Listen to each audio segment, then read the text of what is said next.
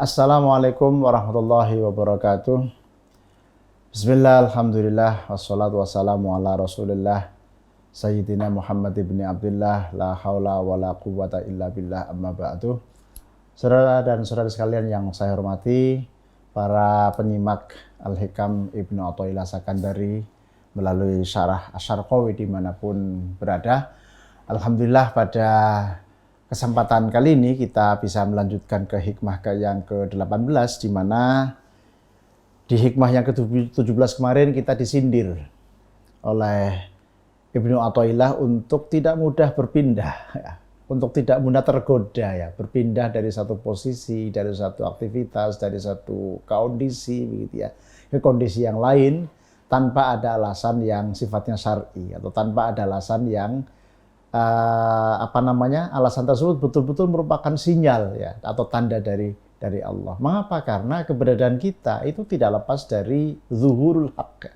Keberadaan kita tidak lepas dari kekuasaan Allah, tangan-tangan Allah di dalam diri kita. Sehingga kita tidak boleh kemudian asal apalagi mencela atau mencacat masa lalu kita, begitu ya, pada saat kita dulu bekerja sebagai apa, lalu kemudian ternyata tidak menghasilkan sebagaimana yang kita harapkan, kemudian kita mencela dan bahkan kemudian kita sumpah serapah misalnya, itu kita tidak diperkenankan karena itu masuk dalam kategori kebodohan. Ma taraka minal jahli syai'an man arada ayyuhtitha fil waqtil ladzi ghairu ma azharahu fi. Itu hikmah yang ke-17. Pada hikmah yang ke-18 ini, saudara sekalian yang saya hormati, kita juga lagi-lagi begitu ya, kalimat yang dipakai oleh Ibnu Athaillah ini lebih banyak sindirannya sebetulnya. Apakah dengan kalimat retoris atau kemudian juga memberikan satu sinyalemen, ya, bahwa kalau ada seseorang yang begini, maka orang tersebut masuk dalam kategori orang yang rugi misalnya. Kalau ada orang yang begini, maka orang tersebut masuk dalam kategori orang yang masih bodoh misalnya. Kalau ada orang begini, maka orang tersebut masuk dalam kategori orang yang tidak beruntung. Jadi lebih banyak memberikan sinyalemen ataupun memberikan tanda-tanda begitu ya. Nah, oleh karena itu perlu bagi kita sekalian untuk menyimak, untuk mencermati, sekaligus juga untuk mengikuti logika berpikir ya dari Ibnu Athaillah, agar kemudian dari kalimat-kalimat Ibnu Athaillah ini kita di dalam berproses, ya, mendekatkan diri kepada Allah, apapun profesi kita, siapapun kita, apapun aktivitas kita, begitu ya, itu kemudian bisa dengan lebih optimal, ya, untuk bisa mendapatkan anugerah dianggap dekat oleh Allah Subhanahu wa taala. Hikmah ke-18 seperti biasa saya bacakan dulu, kemudian syarahnya juga kita coba urai atau kita baca, kemudian kita jelaskan sebagaimana yang biasanya kita lakukan. Bismillahirrahmanirrahim. Hikmah ke-18 berbunyi, ihalatuka al-a'mala ala wujudil firaghi min ru'unatin nafsi. Ihalatuka utawi olehe ngengokaken atau mengalihkan sira al-a'mala ing pira-pira amal, al-a'mala ing pira-pira amal perbuatan, ala wujudil firaghi ing atase wujude kelapangan, ya, menunggu waktu, ya, menunggu waktu yang luang, min ru'unatin nafsi iku setengah saking kelemahan jiwa, atau iku setengah saking kebodohane awak atau kebodohane jiwa. Jadi Ibnu Athaillah sebagai sufi besar itu memberikan peringatan kepada kita bahwa di dalam upaya mendekatkan diri kepada Allah itu, apalagi melalui amal perbuatan, ya, di mana kita sejak dari awal, ya, di hikmah pertama kita sudah diingatkan, ya, amal perbuatan adalah piranti, bukan tujuan, alat, begitu ya. Dia hanyalah alat, begitu ya. Nah, karena alat tentu menjadi penting, begitu ya. Karena alat maka tentu menjadi penting. Tetapi lagi-lagi alat ini jangan kemudian kita menunggu waktu luang. Ibnu Athaillah ingin mengajarkan kepada kita sebuah kedisiplinan, disiplin yang sangat tinggi, ya, bahwa tidak boleh kita ini menggunakan ilmu carry, gitu ya, apa-apa carry, nanti aja, nanti dulu ya, apa-apa nunggu nanti kalau sudah ada kesempatan yang lebih longgar, nanti kalau sudah waktunya banyak, nanti kalau sudah duitnya banyak, nanti kalau sudah dan seterusnya. Ibnu Athaillah tidak menyarankan begitu. Jadi kalau kita ya, masih suka menunda-nunda ya, menunda-nunda perbuatan amal baik, menunda-nunda untuk berbuat, menunda-nunda untuk melakukan hal yang positif, menunda-nunda untuk mendekatkan diri kepada Allah, menunda-nunda untuk memiliki kinerja yang makin baik, katakanlah begitu. Maka kalau kita ya masih memiliki hobi menunda-nunda ya akan perbuatan baik ya, maka kita termasuk orang yang memiliki kebodohan jiwa. Kita masuk dalam kategori orang yang tadi ru'unatun nafsi tadi. Dianggap dianggap bodoh oleh Ibnu Athaillah. Karena apa? Karena kesempatan itu kadang-kadang tidak datang dua kali. Kesempatan itu tidak datang dua kali, begitu ya. Jadi begitu ada kemungkinan, ada kesempatan yang bisa kita ambil untuk berbuat baik, untuk berbuat positif, untuk melakukan hal yang baik, lakukanlah. Just do it. Apapun kita, siapapun kita, begitu ya, tentu memiliki pengalaman ya yang sangat berharga dalam kehidupan kita sehari-hari. Sebagai seorang pemimpin, maka salah satu ujian kepemimpinan adalah berani mengambil keputusan. Nah, keberanian untuk mengambil keputusan yang itu bermanfaat dan itu memiliki signifikansi dan itu memiliki nilai sosial yang sangat tinggi misalnya, lalu diambil keputusan segera, maka pemimpin yang seperti ini tentu adalah pemimpin yang terpuji karena dia mengambil kesempatan untuk segera bisa mengambil keputusan. Kita misalnya ada kesempatan untuk melakukan aktivitas positif apapun dalam kehidupan kita sehari-hari. Lalu tiba-tiba kita enggan untuk melakukan karena nanti aja, nanti nunggu waktu agak luang, nunggu nanti ada kesempatan yang lebih luas, nanti nunggu. Maka kalau kita masih punya kebiasaan seperti itu, menurut kacamata Ibnu Athaillah, kita masih memiliki kebodohan jiwa. Nah, oleh karena itu, saudara sekalian yang saya hormati, jangan sampai ya kemudian kita ini ya memiliki penyakit menunda. Memiliki hobi menunda sesuatu tadi itu. Jadi untuk melegitimasi apa yang tadi saya katakan, Asy-Syarqawi memberikan penjelasan sebagai berikut. Fa idza kana al-muridu mustahilan bihalin min ahwali dunyahu wa kana dzalika yamna'uhu minal a'mali allati yatawassalu biha ila hadrati maulahu wa ahala dzalika ala firaghi min tilkal ashghali faqala idza tafarraqtu amiltu kana dzalika dalilan ala ru'unati nafsihi. Fa idza kana mongko ari kalane ono sapa al muridu wong kang ngarepaken wusul maring Gusti Allah. Ono iku mustahilan sibuk ketungkul bihalin kelawan sawijining kahanan min ahwali dunyahu saking pira-pira kahanane dunyane murid. Wa kana lan ono apa zalika mengkono-mengkono halin minal ahwal ana iku yamnauhu nyegah hu ing murid minal a'mali saking pira-pira amal perbuatan allati ya amal yatawassalu kang iso ngantaraken apa amal yatawassalu kang iso ngantaraken biha sebab amal ila hadrati maulahu maring ngarsane bendarane murid. Ya.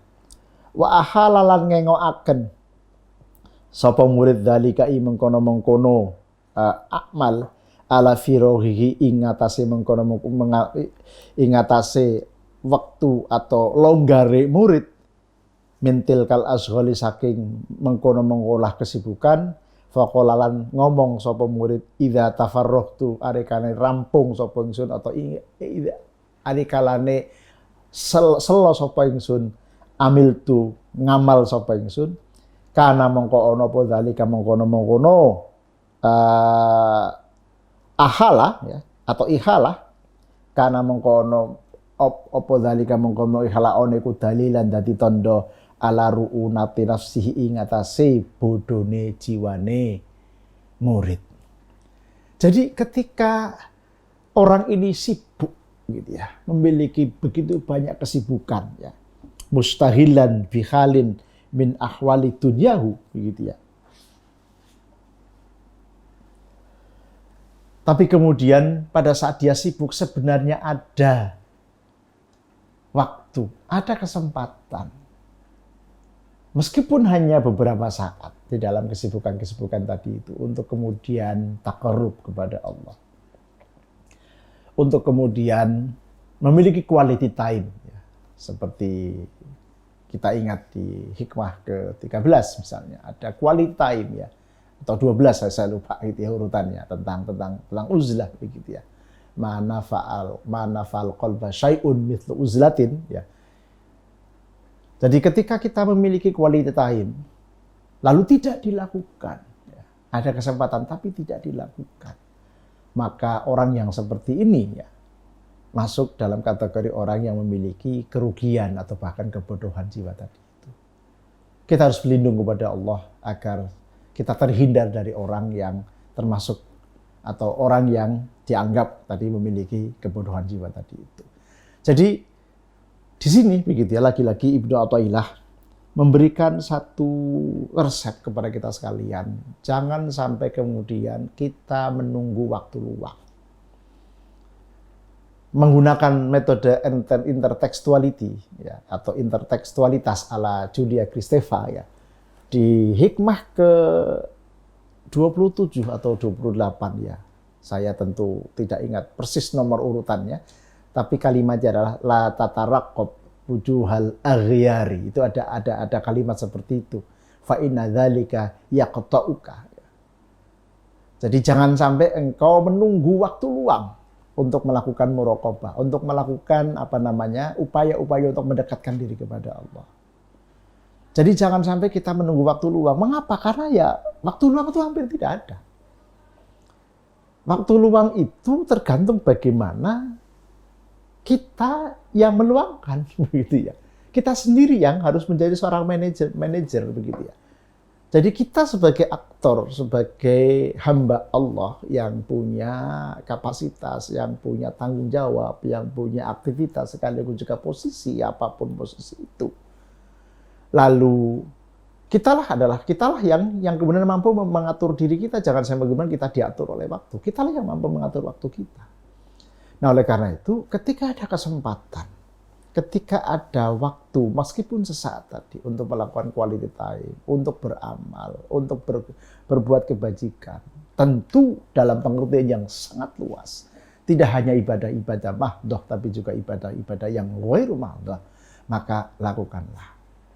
Jadi jangan sampai kemudian kita membiasakan diri untuk menunggu waktu betul-betul luang, untuk menunggu kesempatan begitu luas, untuk menunggu kita tidak lagi disibukkan oleh urusan-urusan kita, tidak ada habisnya.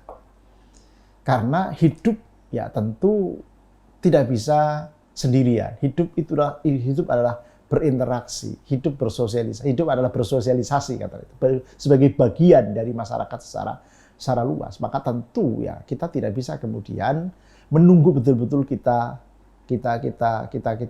punya waktu panjang, kita punya waktu luang gitu ya, dan seterusnya.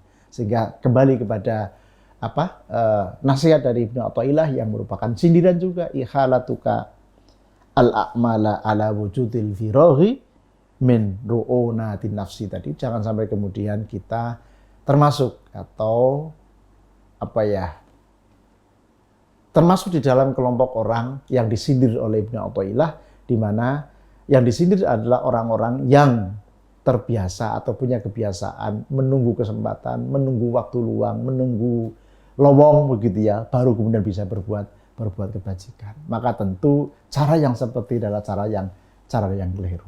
Nah, oleh karena itu, saudara sekalian yang saya hormati, aktivitas kita sehari-hari apapun yang sedang kita lakukan, ketika kita hubungkan dengan teosofik, ya, bahwa keberadaan kita adalah zuhurul haq, ya, pada hakikatnya adalah karena keberadaan Allah di dalam diri kita ya, secara teosofik tadi itu, maka ketika kita melakukan sesuatu, ketika kita melakukan sesuatu lalu dihubungkan dengan ajaran fikih atau usul fikih, aktivitas duniawi bisa menjadi ta'abudi, bisa menjadi nilai ibadah ketika kita memiliki niat yang baik. Sehingga ajaran fikih ya, atau usul fikih memberikan wawasan kepada kita betapa kita memiliki keleluasaan, kita memiliki banyak kesempatan, sekaligus memiliki banyak kemungkinan begitu ya untuk melakukan yang terbaik di dalam penghambaan diri kita kepada Allah, sekaligus juga sebagai pengabdian kita kepada masyarakat, apapun profesi, apapun tanggung jawab, dan apapun aktivitas yang melekat pada diri kita masing-masing. Sebagai pemimpin, sebagai bawahan, sebagai bisnismen, sebagai pedagang, sebagai petani, sebagai nelayan, sebagai abdi negara, apapun kita, begitu ya, kita memiliki kesempatan yang sama di dalam tadi melakukan aktivitas-aktivitas keseharian yang merupakan kegiatan-kegiatan duniawi sebetulnya, tapi kemudian karena bagusnya niat, karena baiknya niat, maka kemudian aktivitas itu bisa menjelma menjadi nilai-nilai atau nilai ta'abud atau nilai ibadah. Nah, oleh karena itu, dengan kita memiliki kesibukan tadi, memiliki aktivitas tadi, aktivitas duniawi, tapi kemudian kita tidak pernah lupa untuk menginvestasikan waktu yang kita miliki tadi. Berapapun yang kita punya dalam sehari semalam. Untuk tafakkur, untuk quality time atau uzlah tadi, untuk kemudian taqarrub kepada Allah Subhanahu wa taala melalui aktivitas-aktivitas sesuai dengan passion kita masing-masing. Karena lagi-lagi Ibnu Athaillah memberikan kebebasan ya kepada kita. Kalau kita adalah orang yang mandiri, yang tidak bertarekat, ya tentu pengalaman kita masing-masing. Seandainya kita adalah orang yang beat kepada seorang guru mursyid, maka tentu kita harus konsultasi dengan guru mursyid kita masing-masing. Amalan-amalan apa yang bisa kita lakukan untuk mengisi quality time tadi itu. Pada akhirnya, Al-Hikam Ibnu Athaillah melalui hikmah yang ke-18 ini ya, bahwa kita diingatkan untuk tidak menunda-nunda kesempatan, tidak menyia-nyiakan kesempatan, tidak menyia-nyiakan waktu tadi itu untuk bisa bertakarub kepada Allah. Mudah-mudahan upaya kita, ikhtiar kita, sesuai dengan passion kita masing-masing tadi itu, selaras dengan tanawwa'at ajnasul a'mal li tanawwu'i waridatil ahwal, ya sekian banyak ya amal itu menjadi berbagai macam li tanawwu'i waridatil ahwal, karena berbagai macam kondisi dari masing-masing pelakunya, berbagai macam kondisi dari para aktornya. Tentu sekali lagi saudara sekalian memiliki kebiasaan masing-masing, mana yang dikira lebih pas, lebih nyaman, dan lebih enak. Bagi yang hobi puasa sunnah misalnya, silahkan diistiqomahkan. Bagi yang hobi wiridan, silahkan diistiqomahkan. Bagi yang misalnya istiqomah qiyamul lail, silahkan diistiqomahkan. Bagi yang istiqomah sholat duha, silahkan diistiqomahkan. Masing-masing kita memiliki passion, memiliki cara untuk bisa optimal ya di dalam membangun kanal ya, membangun saluran untuk bisa berkomunikasi dengan Allah Subhanahu wa taala, agar kita ini yang hijabnya masih tebal gitu ya di hadapan Allah, itu lambat laun hijabnya bisa dibuka. Karena ya kembali kepada hikmah ke-16 yang sudah kita ulas kemarin. Bagaimana bisa kita bayangkan kaifa yutasawwaru ayyah jubahu syai'un wa huwa alladzi alhara kulla syai'in. Bagaimana mungkin bisa digambarkan kita itu terhalangi oleh Allah, terhalangi oleh sesuatu maksud saya begitu ya di hadapan Allah, pada saat Allah lah zat yang maha adikodrati menciptakan segala sesuatu. Jadi mestinya tidak ada halang, tidak ada hijab, tidak ada penghalang mestinya.